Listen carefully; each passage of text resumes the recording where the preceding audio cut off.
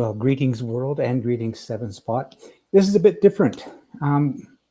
We've been doing our virtual and socially distant sevens, and we started a new thing which is called Tell Me Why. We want to find out why people build and how long it takes them to build. But really, it's all about helping each other to find the motivation and the get-her-done gene so we can finish our project and enjoy them. Well, today I had the opportunity to do something that just blew my mind. We have a Seven Spot member, Scott Back, who lives in Denver, and sent me a response to something I sent to him with regard to building his seven. He basically told me, you got to talk to my wife. It's her car. She built it. So he sent me a further text saying, you know what, she's going to be in touch with you. And I got to let you know that Bobbi Winterroad is their name, is Winterroad, is not a member of Seven Spot. But it just shows that, you don't have to be a member of Seven Spot to communicate with us seveners. You just have to have the seven gene. And she just gave the most wonderful explanation of why, and the stick-to-itive gene, and telling us how long it took.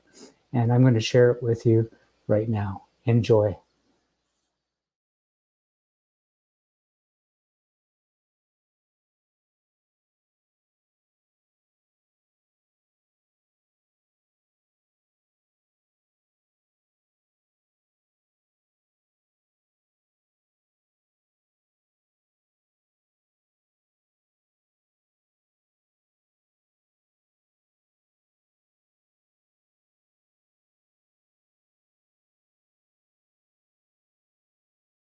And you got snow today too, I understand.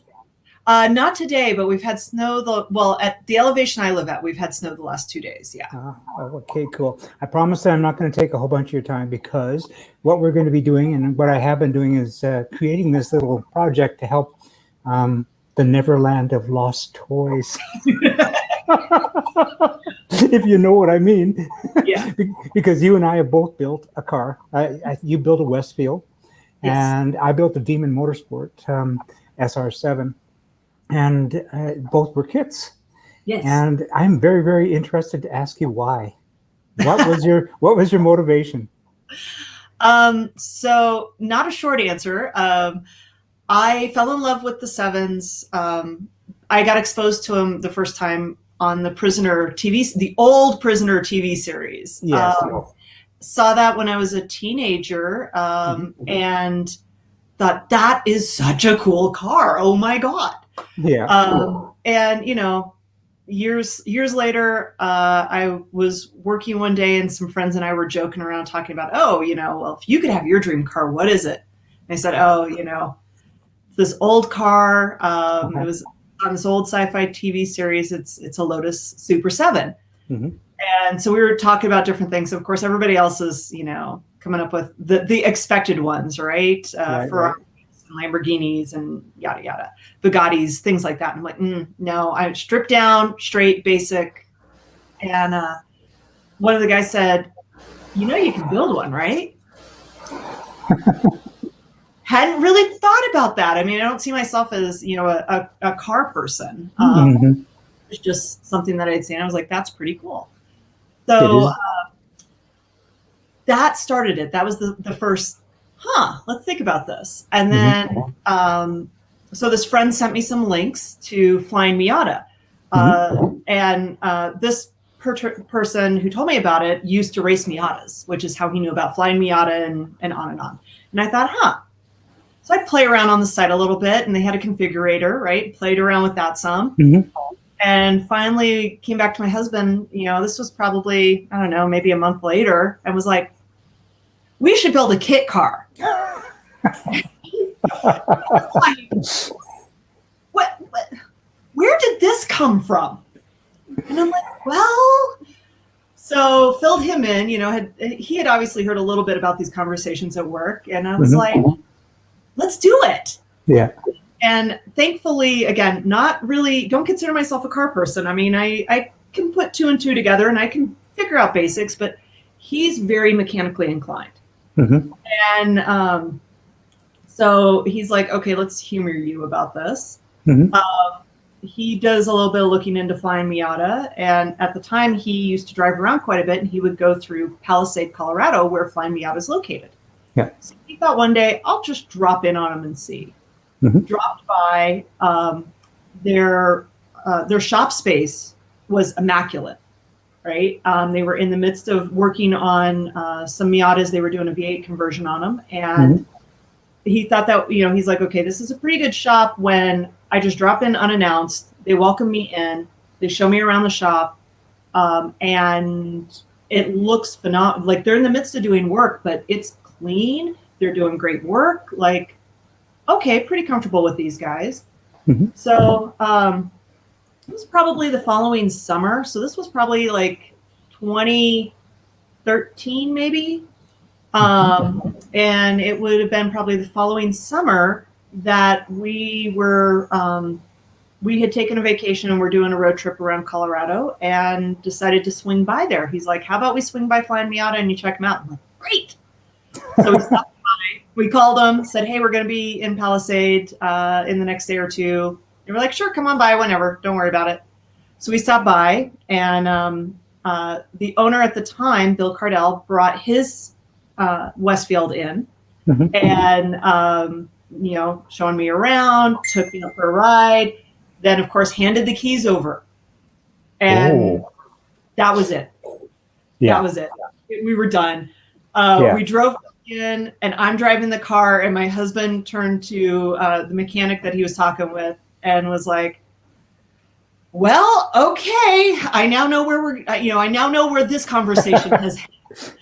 Like, this is like locked in now. I guess I know what we're doing. So before we left, I put, at the time, Flying Miata had what they helped you with buying the kit, but they would also help with the donor car. Oh, okay. Mm-hmm. Right. And of course, being a Miata place, it was specifically the Miata base kit that they. And so before I walked out the door, I was like, here's some money. And so, then was the, how do I fund the rest of this? Right? Well, and that's where I'm going to next, because, well, there's two parts to it, really, because we've had a private conversation. I begged you if you would do a virtual and socially distanced sevens with us, and you said, well, maybe sometime. But first I have to say thank you so much, Bobbi, because you're going to be our very first virtual and socially distanced seven from a lady's perspective. And I have been longing for this moment for a long time. And I'm also, what spurred me on is because I had responded to Scott's response, said, hey, Jim, sorry for the late response. I'll have my wife contact you. It's her car. Yes. And it was her idea to build it. Yes. I just had some fun. And so that's really where I'm going to next, the fun part. And that is the building part. How long did it take you to build it? So from the time that, so it took a little bit of time to get the money to finish paying for it, right? Mm-hmm. To have all of that. So I placed my order in the summer of, actually, no, I think I placed my order in late 2014. Might have been early 2015. But the crate actually showed up at our house, and it was two giant crates, showed up at our house. It was like the first or second Monday in October of 2015. Okay. And the car was mechanically completed and drivable around the following August, like late August. And it was still kind of like we slapped a few things together. Sure, yeah. But then there was the whole process of getting it licensed, VINed and licensed in the state of Colorado. And that took about 2 months. And so officially done, licensed, and drivable October 26th of 2016. So I would say the full build took about a year. Well, good for you. That's actually, mine took a year and a half. Mind you, my kit didn't come with an instruction manual. My instruction manual was 3 pieces of paper. Westfield is a little bit better than that, but not much. But we love them, and by the time mine was drivable, I was so chuffed, and you must have been too. Do you mind if I ask? This was your build, and were you in there and doing the whole thing, or was Scott contributing, or how did that work? He's definitely contributing. Like I said, he's very mechanically inclined. I didn't consider myself a car person. Yeah. But I've got scars. It made me bleed. So I was definitely in there. We're really good. The way we work together, we've done house remodeling projects. So to me, this is almost like the next step. Exactly. And, we're very good about one of us will get really frustrated at the end of our patience, and the other one will say, "Go away, let me," and we'll alternate with that. What'll make one of us frustrated won't make the other one frustrated. So we kind of balance each other out. But yeah, we worked together on it. When it came time to put actually put the engine in, and we had put the engine and transmission together. So then, of course, there's that fun job of, you bring it in, you kind of have to lift it up, tip it down, and then kind of like slide it in. And of course, we've got the body on the chassis at this point in time too. So we're really worried about it, right? A couple of friends came over, and we probably had more watchers than workers. But like one guy laid under the car, and so he was kind of sketching, as it's coming down, he's catching the end of the transmission and help kind of through. And a couple of us are staying around, like making sure it doesn't bump into any of the body panels. So that was probably the one day where there was like 5 of us huddled around it. We really only needed help for maybe 10 minutes, but glad to have the extra hands there. But most of it was just Scott and I working through it. Couple of pieces. The beauty of the Westfield kit is it didn't need a lot of fabrication.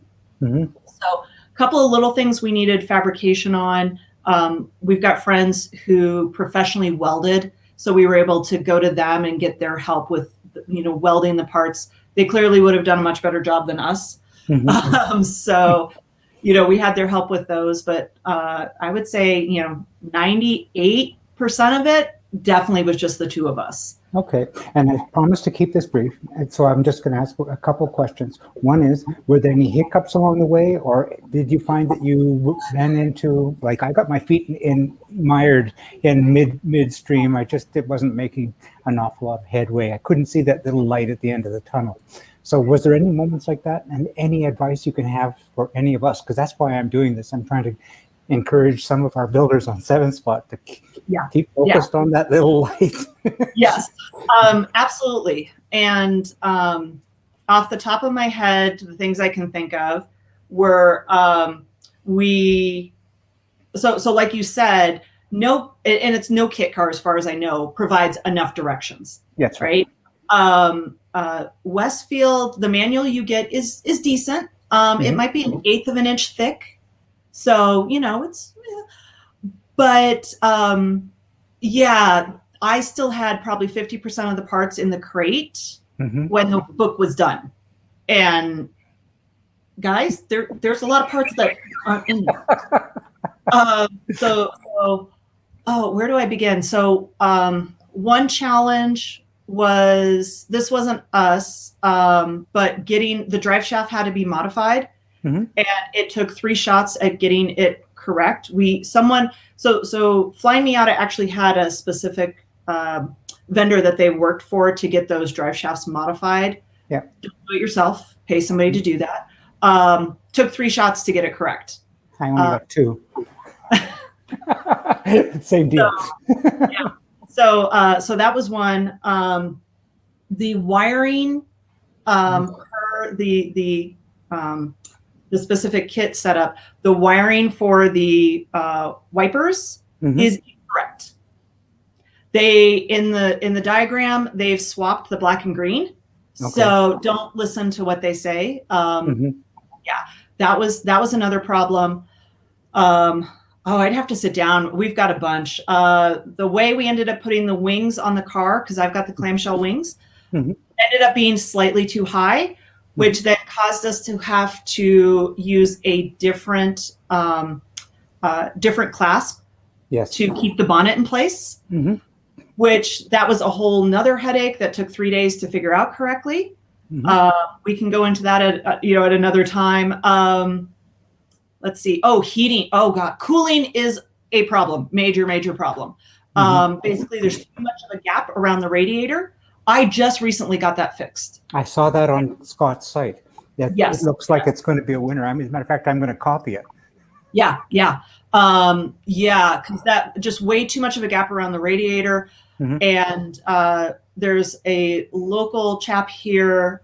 His name's Nathan. He works for Thomas Vintage Motors, and he knows sevens inside and out. Fantastic resource. So I ended up reaching out to him, and he did the work for us. Because at that point in time, I was like, I've been so busy lately. Trying to add that to it. I was like, okay, I'll pass this one off. But beware of that when you're building. Make sure that you do, whether you tombstone the radiator or you do what we did and actually put ducting in it, do something to reduce the potential of the air being able to go around your radiator. Air will find a way of least resistance. That's just how it works. Yes. Yeah. So, oh, and another hiccup that we ran into a little later on, not necessarily in the initial build, was actually that made me think of another one. So one was that over time, don't forget to go back and re-tighten things down and double check your torques. Yeah. An incident where my my mounts got a little loose. I mean, not crazy loose, but enough that the engine and the transmission were able to shift millimeters. And I was no longer able to get into reverse. And it took us 4 days, and we had swapped the transmission before we figured out that it didn't have anything to do with the transmission. So there was that. And then another thing, documentation, when we put the engine in, said to torque the flywheel down. It was like 70 inch-pounds. No, needed to be 72 foot-pounds. Okay. So if something feels wrong like that, and when we put it in, my husband's like, that just doesn't seem right. Question, ask. Don't just say, oh, well, more modern stuff. It must be fun. No, question. Absolutely. And get comfortable with Googling things. Google, look to see what's out there. There's a great community out there. Rely on words of wisdom that you can find by Googling, looking at 7-Spot. Just look at these resources. Somebody's dealt with this, and they will be able to help you and save you lots of pain and frustration. Bobbi, you're wonderful. And thanks for the plug. Absolutely. I've taken up so much of your time, but I am so pleased. I'm chuffed beyond belief. I can't tell you, because when we do get the opportunity, when the snow and hail stops in Colorado, I'd love to do that walk around with you. It's just going to be the best. Yeah, definitely. We'll be able to do that this summer. Our springs are kind of crazy. We're nice and warm and sunny one day, and then cold and snowy the next, and we just never know what it's going to be. So, but this summer should be beautiful. So we'll definitely sync up then. Well, that's wonderful. Let's put a bow on it. I'm going to say thank you, Bobbi. This is absolutely fabulous. Now, I've got to say this correctly, because you and I have never met. Your name is Bobbi Winterroud. Is that correct? Winter Road. Winter Road? I thank you for the correction, because when we do our walk around, I want to do it right. Thank you so much. Have yourself a great day, and from everybody at 7-Spot, this has been just fabulous. Well, thank you. Have a lovely day. All right. Cheers for now.